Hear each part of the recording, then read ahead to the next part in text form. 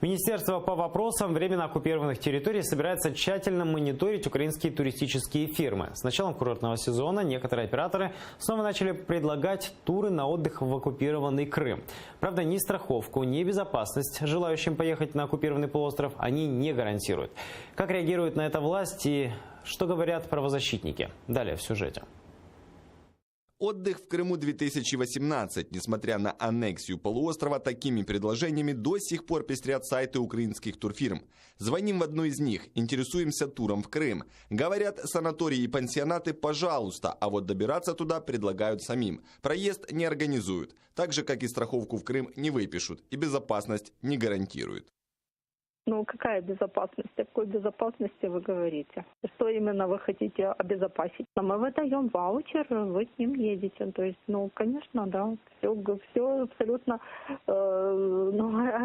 как сказать, официально, надежно. То есть мы выдаем ваучер. Это не то, что вы приедете, вам скажут, что кто вы такие, там, и какой тур, у нас нету такого. В Министерстве по вопросам временно оккупированных территорий подобные тенденции связывают с нравственным развитием общества. Но министр пообещал, что тему о продаже туристических туров в Крым министерство возьмет на контроль. Це ж не проблема тільки держави, це проблема суспільства. Я не можу собі зрозуміти, там, наприклад, як можна поїхати зараз і підтримати туристичну галузь Російської Федерації. Ми зараз створили робочу групу в міністерстві. Ця група моніторить всі подібні випадки, порушення, які нам стають відомі. Юрист общественной инициативы «Крымсос» объясняет, продажа туристических путевок в аннексированный Крым влечет за собой финансовую ответственность. Если турфирмы не зарегистрированы и предлагают туры, получат штрафы от налоговой. Тоже наказание, если заключают договора с компаниями на территории Крыма.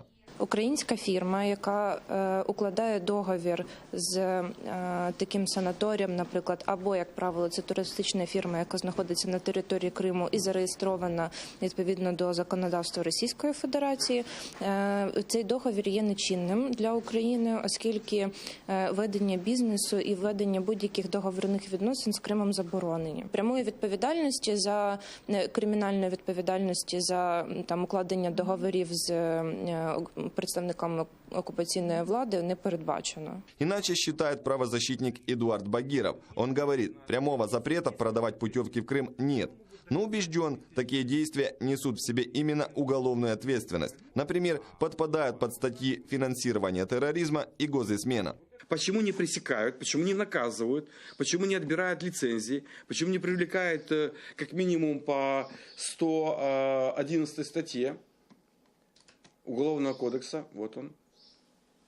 С моей точки зрения, это государственная измена. Они совершают преступления в виде финансирования террористической организации, и, соответственно, они должны нести наказание за нарушение статьи Уголовного кодекса. И хотя туристический поток на оккупированный полуостров за годы аннексии существенно снизился, желающих заработать на отдыхе меньше не стает.